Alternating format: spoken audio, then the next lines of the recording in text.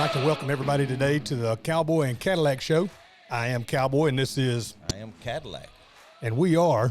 God-fearing. Gun-toting. Free market capitalist. You got it. We got a special guest going to be on with us today to talk about some worldly times. Yeah, I would say current events. Very current. Come on and give him an introduction. All right. Wait a minute. We've already introduced him one time. He called me a warlord look-alike. He did. Okay. He did. I want to make sure we got the same guy. Hey, it's an honor to have our guest today. This is retired Lieutenant Colonel Perry Blackburn. Perry, welcome to the show today. Thank you. Thanks for having me again. I appreciate it. It's always good to see y'all. Yes, sir. Absolutely. Listen, you have hands-on experience with what's been going on. You're getting ahead of ourselves. Oh, no, I never get ahead of myself. Perry said he wanted to have a shot of whiskey. Yeah.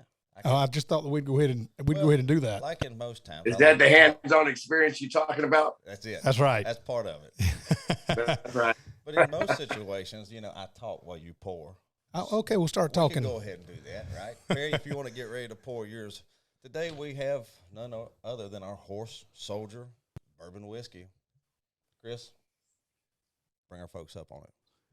If y'all remember right, when we had Perry on last time, we discussed this special bottle, how we met Perry and how all this came about, and that we've got, these are veterans that are in this distillery that make this up as ownership, which is prideful for us to have it. Wait a minute, he's gold labeled our silver label. He has. Well, he's trumped us. Because he's trumped us. Yeah. He trumped us. For those of you who don't know, the gentleman who's going to be educating us today, he was one of the first on the ground in Afghanistan after 9/11, leading 900 men on horseback, mind you, going after and flushing out the Taliban. So he knows a little something about being a horse soldier. Is that correct? Safe to say? I do. I think that's absolutely safe to say, and it's always good to have an opportunity to share a drink with you fine gentlemen and the support you guys get behind you with Felix and the troopers. So, Perry, here's to you, and here's to your service to the country. Cheers. And here's to us. God love them, gun bearing, toting folks. All of them. Yeah. Man, that is good. Every time. I keep a bottle It's of this really just about good everywhere. smoked. They smoke it, and it's really, really good. It has a whole different flavor. It brings out that barrel. I bet so. It has grown to be one of my favorite whiskeys, no doubt. Hey, let's go ahead and jump into this. I don't want to waste any time fiddle farting around. Yeah. So we got an issue going on in the world right now. And Perry, we're going to look at you just because you've got some really good information and some inside information on, let's start with the pulling out of Afghanistan. I think that's important that we have a quick conversation about that because you are heavily involved in that. Is that correct? Yeah, I am, and have been ever since July, August time frame when we saw really the key indicator was when the General Reeder left command. For us as military folks, we saw that as an indicator something was not quite right in Afghanistan. And then we moved forward. All of us saw what happened in mid-August when those planes were taken off and there was Afghanis, our partners, hanging on to these planes trying to get to freedom. And that right there set the whole tone for everything moving forward. And we knew, I particularly felt like I had to get a nonprofit started. So I started a nonprofit so I could get some money into Afghanistan to get people out. So we've been evacuating, sheltering, and feeding some of our Afghan allies, American citizens, and LPRs, lawful permanent residents, really since August timeframe, and we're still doing it today. And the reason we're doing it is because it was a total catastrophe from a military perspective and our administration perspective. There is no way any of that should have happened. And part of it was because of the way they withdrew. They withdrew too quick. They allowed the Taliban to actually beat them to their objectives, militarily speaking. When the Taliban at the airport, before you get there, there's a problem. Let me ask you this, Perry, and this is because you do have this inside knowledge.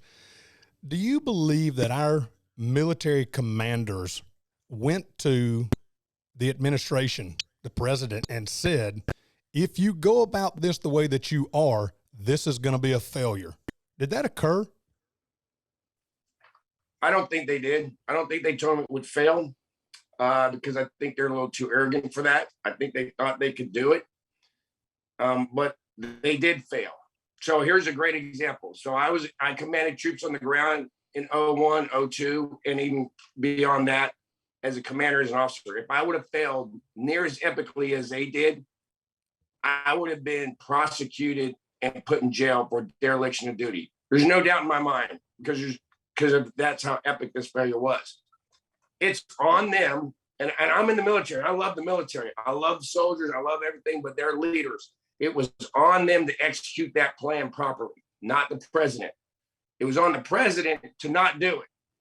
Right. Right. If we had been secure in that environment for the last 18, 24 months, there hasn't been any issues there. If we would have just let a small footprint and allowed a generational change to occur so that the old Taliban that had all these grievances could have died off, and a new generation of people that were coming up in the Afghanistan government to succeed, we would have seen a different thing in maybe 10 or 15 years. Well, let's talk about this real quick. We didn't. What type of intel?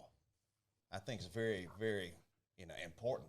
It's not like we didn't have intel. It's not like we didn't know these things could happen. Is that correct? What type of level of intel did we have before this? We knew all the indicators and warnings were there. We even back channel information, saw the Taliban postured on the borders to maneuver before we even left our first operational area to get to our objective. And as soon as we were leaving, you could see literally the Taliban moving in on it. I've got buddies that were contractors at Bagram Air Force Base.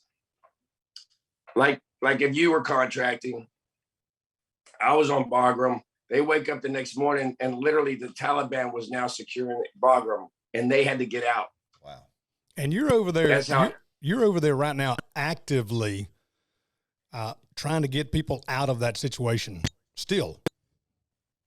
I'm not there, but yes, I'm actively getting people out. We've gotten probably about 1,150 or so folks out, advising, assisting, and putting them on airplanes. Most of it's done with private funds and donations. Nothing has really been moving since December 8th because of the change in leadership in the Taliban. They've had some structured problems and they have no control, and they're very desperate right now, extremely desperate because there's no money, there's no commerce, there's nothing that can provide them with an infrastructure to govern. Well, where could people go, Perry, to check out your organization and assist financially to help you out? Thank you for that. I appreciate it. Everything we do is grassroots. It's aftfree.org. And it's been $20 here, $100 there. And we've been able to feed people who no longer have jobs. And these are American citizens, which is key to what I think we're going to talk to in a minute is we have to believe in our own government and what they tell us. Yeah. So that when things like this happen, we're assured that we're on the right path. And what we saw in August, what I saw for the first time in my life was an absolute abject lie to certain areas of what was going on in Afghanistan. One great example is there was only 100 American citizens left in Afghanistan and they didn't want to come out. I mean, how many times did we hear Psaki say that over and over and over? That's what I heard. That's what I heard. And not only that, but I just want to make sure, and Felix, I don't know if I'm pointing in the right place, but you're going to go ahead and give us actual web address. An actual web address right here for Perry's organization that he's working with and involved in. I want to make sure y'all can see that. That's where you're going to be going to look to check that website out for, of course, charitable contributions to that, and also to see what's going on and how you may be able to help other than just on a financial level of things. And if you could, Perry, at this point, start the transition for us from August and kind of fast track us, if you can, as to where we're at today and how all of that has played out to where we're at in the current Ukraine-Russia crisis. I should say war. It's not a crisis. Right, it's not a crisis. It's war. It's war. It's war. it's war, and why is there war? And I think a lot of folks have had a hard time trying to figure out how did we get here. Even me, I did a lot of reading, did a lot of research to try to answer the question why now with Putin. And part of it is you got to go back to August and look at how weak we looked as a country in August, how we looked in September and going on from there. When you say Perry, and I know we got a little small delay, so talking is a little bit, sometimes I'm going to interrupt you a little bit, but when you say how we look, you're talking about how do we look as a country whole? Are we strong? Is our military strong? Are we aggressive? Is that what you're talking about when you say how we look? Yeah, we in 01, and this is what bothers most of these, in 01, we beat the Taliban soundly for 20 years. In 2021, they beat us soundly. And that's weakness. And that's how we look. Then the narratives that our administration and John Kirby from the Department of Defense, who every time he opened his mouth, he had a tick. He looked like he was getting ready to lie about something. Because he was. That looks weak to Putin. That looks weak to the rest of the world, except for maybe these other woke government folks that have been elected and are now in the middle of this crisis trying to figure out how to govern it. And Perry, can I that looks just weak. 1 second and say something? Because you're a veteran of veterans. And we support our veterans big time here on this show, Cowboy and myself. So when you said just a second ago that they beat us soundly, let me just kind of throw out there what you were already saying. They defeated our administration and they defeated our brass. Our military presence. Yes, but they did not and would not have defeated our military men and women. Right. We would have been able to do our jobs. And go ahead, Perry. No, absolutely. Right. And they were doing an amazing job at HKIA, Hamid Karzai International Airport, where our leaders decided that was the last bastion of exfiltration, of evacuation. That one spot, which is a horrible tactical decision. Sure. And it was left up to the soldiers to do the best they can. When we actually saw the Abbey Gate going bad before they did on the inside, and we did everything we could to tell them there's going to be a problem at the Abbey Gate because you haven't let anybody in a day and a half, and it was just packed with people. It was a perfect environment for SBIB to go off and kill people. And unfortunately, it did. And 13 of our Marines, because of the ineptness of our leadership at the time, were killed. And it just says that right there, that statement really reverberates over everything that occurred to get to that point. Oh, Perry, that's a very good point. And you had a question you were going to talk about Putin, right? Perry, I got a question for you. Is not just who Putin is, but what do you believe Putin's intentions are, along with kind of who he is? Well, I absolutely believe that his intentions are to go further than just Ukraine initially. He really thought this was going to be an easy objective to meet and then move from there. And a lot of it, I think, has to do with the fact of who he's at, how old he is at this point in his life, and what he hasn't done compared to, like, say, the United States and what we've been able to liberate around the world. I got another good question that's going to hit heavy on that right there. Go ahead. And I'm going to bring it back a notch here. But do you believe that Putin has gone full retard? Yeah, I think he's self-absorbed as a human being and absolutely believes in his own thoughts. And remember, going back to him being an intel operator, conspiracy theories are what they live on. Right. And so that's who he is now at this point in time.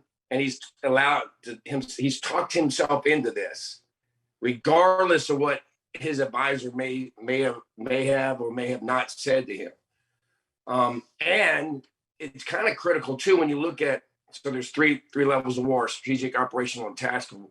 When you look at the operational level of war that's occurring, there's so many fronts that they're trying to attack Ukraine with that they missed the one thing that they have to do, and that is mass your combat power. And that then gives the Ukrainians and anyone else that wants to operate in this space an advantage. Right. And he still doesn't see that. And so operationally, they're having a serious issue with how they constructed this operation into Ukraine. In the beginning. Yeah, and let's talk about this too. I mean, you know, obviously the Ukrainians are fighting for their homes. These are citizens fighting for their homes that are now being armed, which, by the way, if we go back to 1994, I'm pretty sure it was Clinton, along with Russia, that went in and, you know, bartered some type of deal where let's take away the nukes from Ukraine. Let's make sure and get the guns out of their citizens' hands, and now here we are. Listen, that's one reason why we are a huge part of the gun-toting people here. We're big Second Amendment folks. After we're seeing what we're seeing so far, now granted we're only 5 days in, could you imagine what would happen to these people if they tried to come in on us like that? We're Different situation, Cadillac. Whole different situation. But anyway, with that being said, here we are today. What do you think it's doing to the psyche of Putin and even beyond Putin, more so than Putin even? You led so many men on the ground in real life action and battle for years. What's it doing to the men, the Russian army, taking this long to be able to take a weaker nation like this? So the Ukrainians have to be feeling pretty good about what they're doing right now. And you look at what the opposite effect to the Russians and how they feel as a soldier on the ground. They feel demoralized from a lot of different levels, right? The one thing that I took with me in Afghanistan in 01, 02 was the support of the American people, right, and our president, his support. I mean, we felt that all the time. The Russians don't have that. They don't have that at any level. They don't have it from a geopolitical standpoint, and they certainly don't have it at home. And I'm sure they don't have it within themselves because they know what they're doing. They're attacking their own people. And if you look at some of the EPWs, enemy prisoner of wars that have been captured by the Ukrainians, and you listen to their comments and you believe them, which I do because they got no reason to lie at this point. They didn't want to do this in the first place.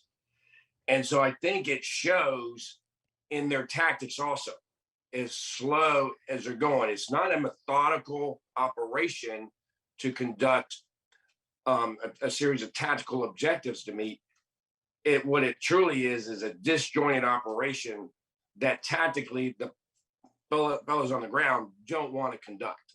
Gotcha. And that's what you're seeing. So with Putin's ego, which we don't know what it is, but we assume, I looked it up. He is the wealthiest president in the world. His net worth is $40 billion, a lot of which comes through communism, the way he's got it set up. But with that type of an ego that he has,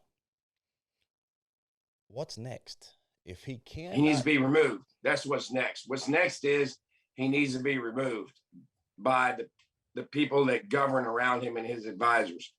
And it can be done. And it can be done through the people. The people of Russia are really the center of gravity, is that they can move the needle on stopping this effort. And they're hurting. NATO. And they're hurting right now, aren't they, Perry? The actual Russian civilians, the citizens of Russia, are actually hurting right now because of what Putin's doing. Yeah. Look at the ruble today. An hour ago, we saw where the ruble is now valued at less than 1 penny. Ladies and gentlemen at home, you could do the math. Imagine if every one of your dollars was devalued over 2 days to be worth less than 1 cent. What would that do to you and me? Go ahead, Perry.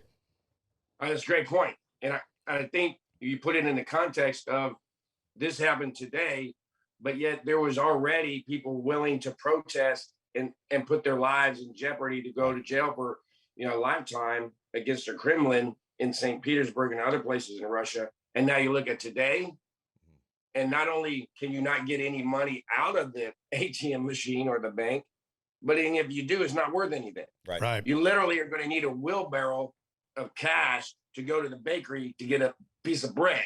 Sure. That's how devalued it is. And that is not something that is not, and that's a historical fact when you look back in the 30s, how things transpired then. So that's where we're at today. So that will move the needle on pushing Russia, pushing Putin out of his position. So I have one question too that I am very curious about. Where does China play into this, Perry? Well, it's interesting, right? Because initially, what everybody heard, and even when you heard the Chinese representatives speak about this, they were pretty pro-Russian, right? They were on their side. It's okay for them to do this. We're going to let them do it. But lately, the narrative from China has been a bit different. It's been more of a reserved narrative because of what we're seeing. And it's because the world has come together and opposed this aggression from Putin. Secondly, the world is seeing that not only is it military aggression, but now you're starting to kill innocent civilians, and the collateral damage is a lot bigger than it should be. So it takes on a different meaning for the world, and I don't think China wants to be part of that, and they don't want their economy to be disruptive. So let me ask. I was going to say, I won't say the last question, but we're getting real close on time here. I would like to ask, where do you think, Perry, that this is going? Where do you think, are we going to end in some type of World War III? Do you think everybody's going to get involved in this? If they step just a little bit too far over the boundary line, NATO gets involved and everything changes? Where do you see this war with Ukraine and Russia going? Well, NATO's not going to do anything. The U.S. isn't going to do anything unless they do exactly what you just said, brother, and that's step over the line militarily. Now, however, what they are going to do is we still have continued to put the pressure worldwide on Russia to stop their operations, actions, and activities where they're at now. And you can already see there's been some talks back and forth to sue for peace. Interestingly enough, it isn't coming from the Ukraine. It's coming from Belarus. It's coming from other parts of the government in Russia, but not Ukraine. Ukraine's in it to win it. And that's what we need as NATO to do the same thing. And if I may, and this is crazy, but we've done it in the past. We did it in Iraq. You create a no-fly zone, first and foremost. NATO can do that. Create a no-fly zone over Ukraine. That would be a game changer right now. That would be a sanction, but it would be a military sanction. But it could happen. That would be a game changer as far as ending this thing where it's at. Once it's over, I think it's going to end if we continue with the sanctions, we continue with other operations and outfitting and resourcing the Ukrainians, the Russians aren't going to get there. So then it's going to implode from within. And that's going to be the change that we're going to see occur. Gotcha. So just for our people at home that are watching this, that would look and say, okay, we feel like at this point, our administration is handling this okay. It's handling it all right. From a military perspective, could you tell us what your thoughts and feelings are on how our current administration is handling this current situation? They've fumbled the ball just like they did in August in Afghanistan. And I say that because you've heard him say that. When you hear the president say, and Psaki say, and Kirby say, all the spokespeople say, well, these sanctions weren't intended to deter. Well, then that's not really a sanction. Right. These sanctions weren't going to stop him. Well, you really haven't done anything. I think what's happening is NATO is now pushing the U.S. as opposed to the U.S. pushing NATO to get things done. Which is completely because as different. you see, there's a lot of foreign governments that are constantly speaking about the next evolution of sanctions to cripple Russia. Right. Completely. But you don't see that from the U.S. Well, it's a complete 180 from when Trump was in office dealing with NATO as compared to now. Right. We can all agree on that. You know, I do think that anytime there's a loss of life, it's absolutely ridiculous. You know, it's absolutely ridiculous. The true question that I have really to kind of finish up a lot of this is, does anybody really know why? We live in a time frame here, Perry, to where from our own media, we can't get an absolute truth. We can't trust everything we see. We can't trust everything we hear. But from your opinion, and I understand it's opinion, but I know it's an educated opinion that is also tied in with people on the ground. Why is this happening? So it's a great question. It's something that I think we're all asking. I was looking into it, researching it, talking to people, talking to some well-placed individuals about this.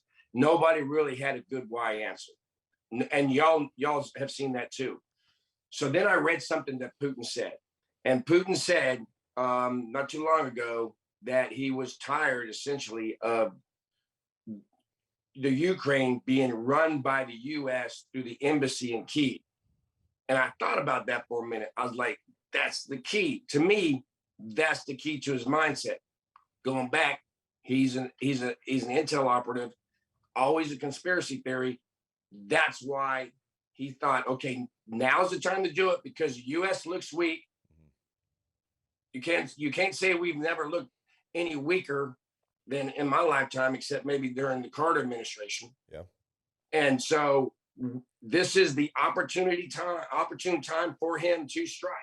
And he built it up for weeks. Right. Right. For weeks he built it up. And nobody did a single thing. And sat back and said, no, we're not doing that. No, it's just training. No, it's just us just kind of getting close to the border. Right. They're trying to take out the U.S.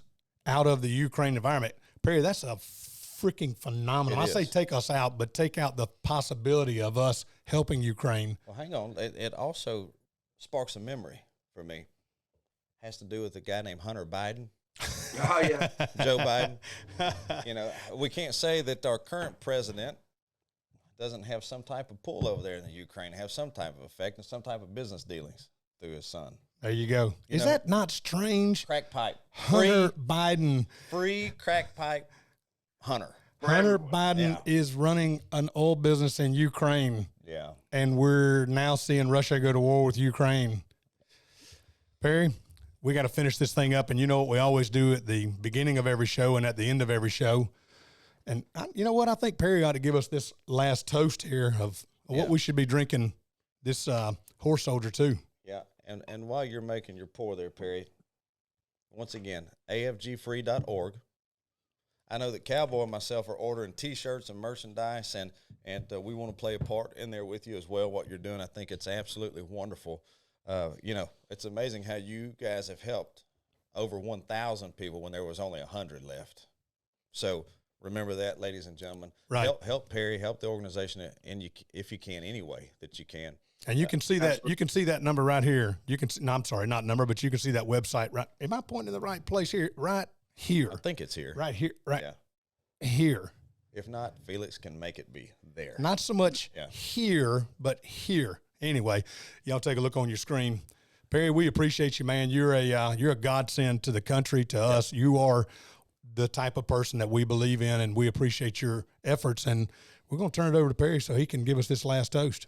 Absolutely. Perry, it's on you, brother. To liberating the oppressed.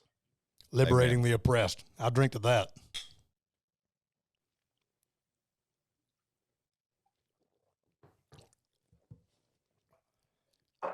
Just as good that time. Always the same. Yep. Perry, we appreciate you. Cowboy and Cadillac Show. I'm Cowboy. I'm Cadillac. We got Perry here with us, Perry. We appreciate you, and we'll see you next time. God bless everybody.